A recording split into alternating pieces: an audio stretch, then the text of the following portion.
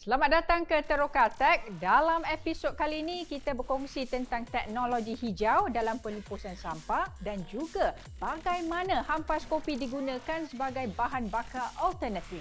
Semuanya dalam Teroka Tech.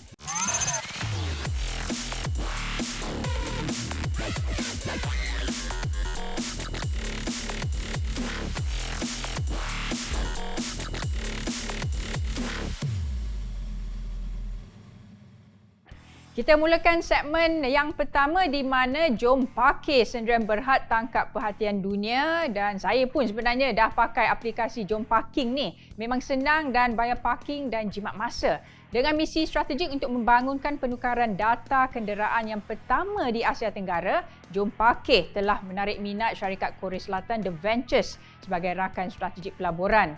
The Malaysian Reserve melaporkan syarikat tempatan ini tekad untuk muncul peneraju industri digitalisasi parking dengan penaikan taraf sistem dan teknologi syarikat.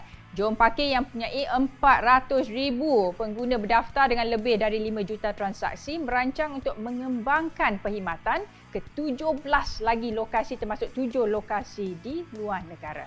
Perkembangan seterusnya ini tentang laman sesawang Prokerja, di mana mari melancarkan Prokerja untuk meningkatkan mobilisasi tenaga kerja tempatan dan memastikan penyertaan belia secara optimum melalui penjodohan pekerjaan yang lebih sistematik. Prokerja memberi peluang kepada belia lepasan SPM atau institusi kemahiran, antaranya program Industry Led Professional Certificate IPC Anjuran Mari yang telah melatih lebih 33,000 belia tempatan. Jadi dengan adanya kemudahan platform digital Prokerja ini, ia pasti dapat membantu golongan belia mendapat pekerjaan dan meningkatkan taraf hidup mereka. Dan kita juga ingin ke segmen seterusnya, iaitu segmen kedua. Dan kita akan berjumpa dengan Pang Swee Lee dan melihat bagaimana teknologi digunakan untuk melupuskan sampah. Jom kita terus.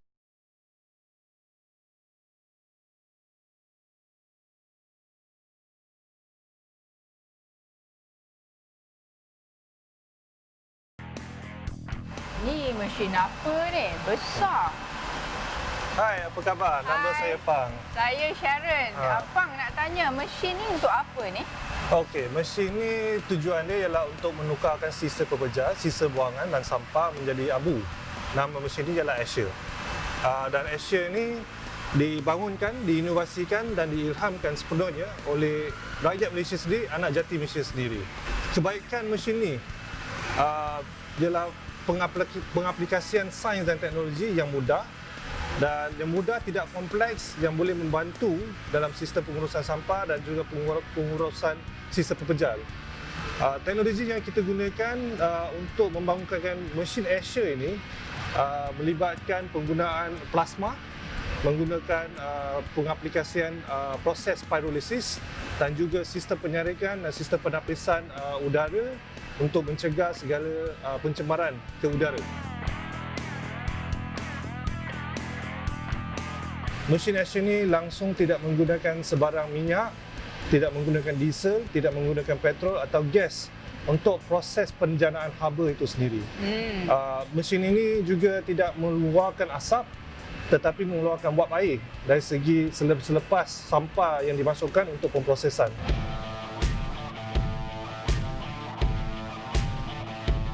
Apa teknologi yang digunakan untuk mencipta mesin ni? Mesin Asia ini terdiri daripada 3 komponen utama. Satu ialah kebuk ni, kebuk rawatan terma ni yang menggunakan formulasi konkrit yang khas oleh inventor dia sendiri untuk periksa cipta dia. Ini yang pertama. Nombor 2 ialah plasma, penjana plasma artificial. Nombor 3 ialah sistem penyaringan untuk menapis segala kekotoran dan juga asap yang dihasilkan daripada proses rawatan terma sampah ini.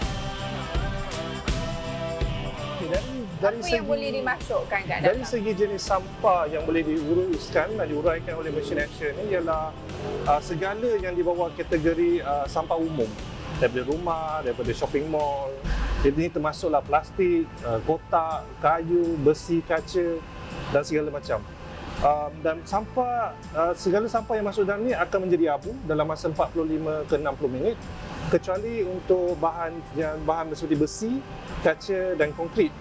Tapi kalau kita masuk barang-barang bahan-bahan seperti ini, dia tidak merosakkan mesin atau tidak menjejaskan pengoperasian mesin lah.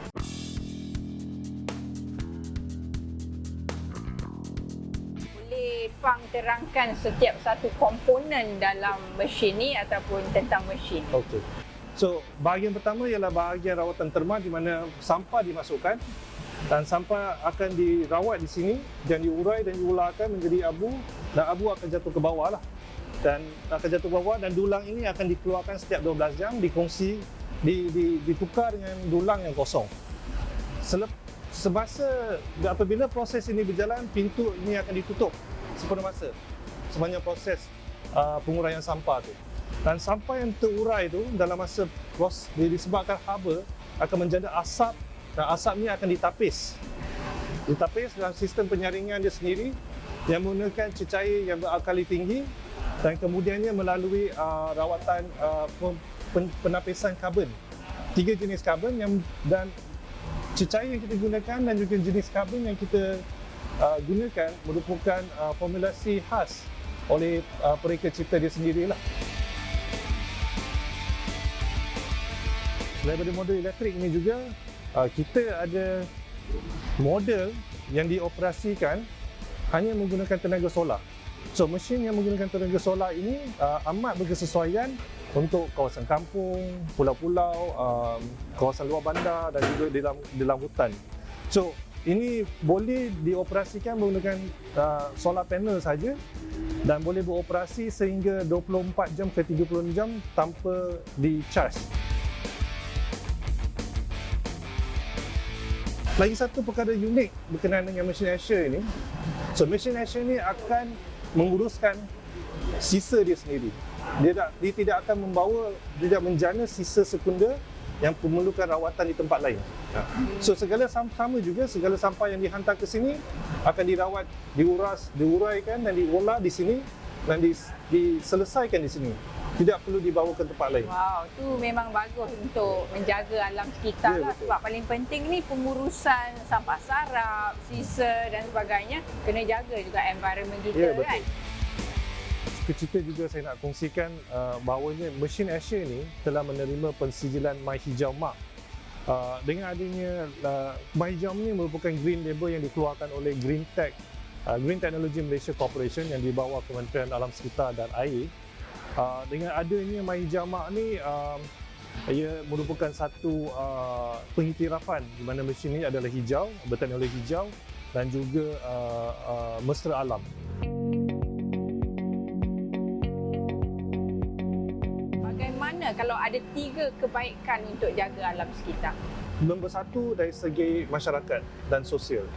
Mesin Escher ini membolehkan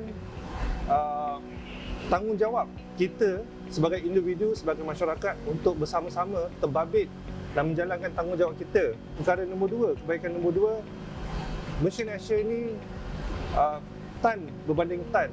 Mesin ini boleh menjimatkan kos untuk kerajaan, untuk syarikat swasta dari segi kos pengurusan. Kos ini juga termasuk dari segi kos pengantaran, pengurusan dan juga pelupusan, di mana di mesin ini melakukan semuanya. Dan perkara nombor 3 ialah mesin ini tidak memudaratkan alam sekitar, tidak menjana efek ataupun kesan sekunder. Secara rumusannya saya rasa mesin Escher ini merupakan teknologi yang paling realistik, paling praktikal dan paling bermanfaat dalam aspek pengurusan sampah. Wow, dengar dari segi kesimpulan Fang ni tentang Escher ni sememangnya sesuai lah untuk pengurusan sampah, sisa dan sebagainya, dan kita harapkan Escher ni akan membantu dari segi pengurusan alam sekitar dan kita mempunyai udara yang lebih segar, air yang lebih jernih dan sebagainya. Tiada bau busuk. Tiada bau busuk, semuanya akan terus, orang kata apa? Lestari, mampan dan bersih.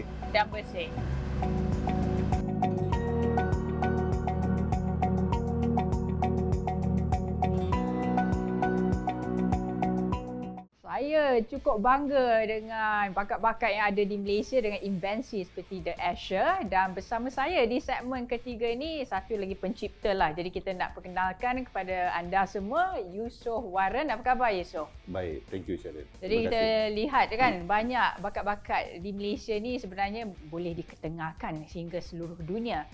Untuk Yusof, yang pertama sekali kita nak tanya teknologi. Kebaikan teknologi daripada pengalaman Yusof masuk ke kawasan kampung, pedalaman dan sebagainya, bagaimana teknologi dapat membantu orang-orang kampung? Pada masa sekarang, the e-commerce actually telah banyak membantu untuk mentengahkan produk-produk daripada penghasilan terus kepada pengguna dan mengurangkan jurang dari segi kos travelling, banyak perkara. The e-commerce actually dah banyak membantu mereka untuk mentengahkan and also the culture for it. Dengar kata ibu-ibu bapa kawasan kampung tu anak-anak diorang memang terror dari segi social media semua. Jadi dapat membantu untuk marketkan pemasaran makanan kampung, makanan asli sebagainya kan. Tu memang saya nak try tu. Tapi kita juga ada di sini kerana Yusof adalah pencipta invention Coffee to Fuels ni. Apa itu Coffee to Fuels? Coffee to Fuels adalah merupakan bahan api alternatif atau biomas yang buat daripada ampas kopi. So dari ini dia ada campuran dia sendiri yang membantu dia untuk increases the value of it. Pada masa sama, Coffee to Fuels ni diinspirasi started dengan masa bencana alam besar dekat Kelantan, di mana kami dengan kawan-kawan kami membawa makanan mentah untuk mereka, tapi akhirnya mereka tak dapat masak dia pasal tak ada bahan api. So dari situ datangnya idea ni untuk memberi satu alternatif basically. Wow, bagus betul. Ni idea yang memang bagus sebab bahan bakar alternatif ni diperlukan masa bencana dan sebagainya, macam banjir kan. Good one Yusof dengan kawan-kawan ya. Ramai yang nak tahu kelebihan Coffee to Fuels. Okey, salah satu ni dia kandungan kalorifik dia tinggi. So sebiji ni dia actually boleh tahan lebih 1 jam. Di mana kamu boleh masak basic meal untuk 2 orang. Dan pada masa sama kandungan Coffee to Fuel ni actually hydrophobic.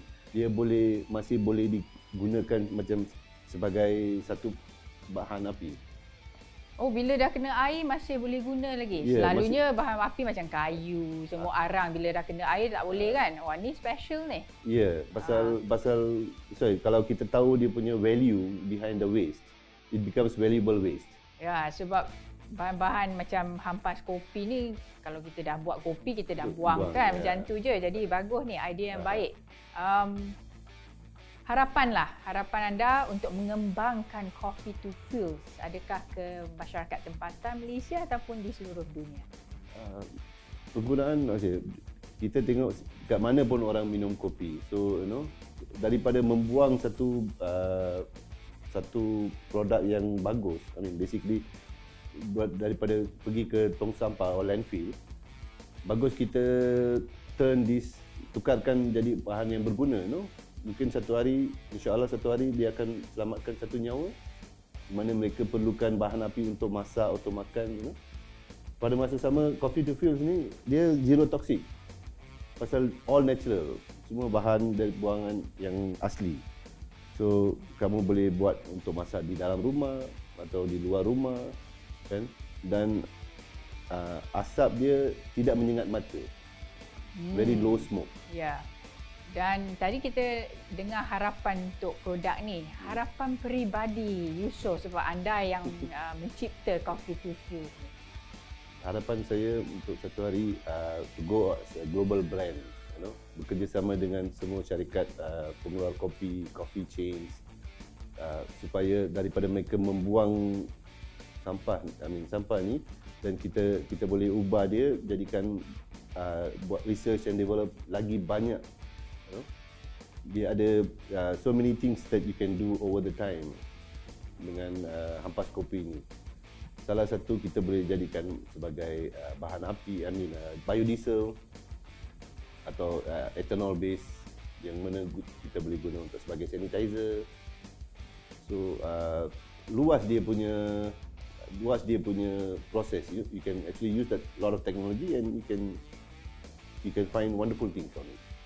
Satu penciptaan yang saya rasa amat unik menggunakan hampas kopi ni menjadi coffee to fuels, menjadi bahan bakar alternatif, dan kita harapkan dapat membantulah dari segi persekitaran, sebab kalau tak ada asap banyak sangat, semua udara lebih segar dan sebagainya. Saya nak ucapkan all the very best Yusof. Anak-anak Malaysia ni memang pandai-pandai ya. Terima kasih. All the best, dan begitulah daripada Asher ya kepada Coffee to Fuels. Sudah pasti kita memang banyak bakat di Malaysia ini untuk mencipta sesuatu yang unik untuk semua di dunia. Sampai di sini saja dari Teroka Tech. Jangan ke mana-mana kerana episod akan datang nanti menarik untuk anda. Kita jumpa lagi.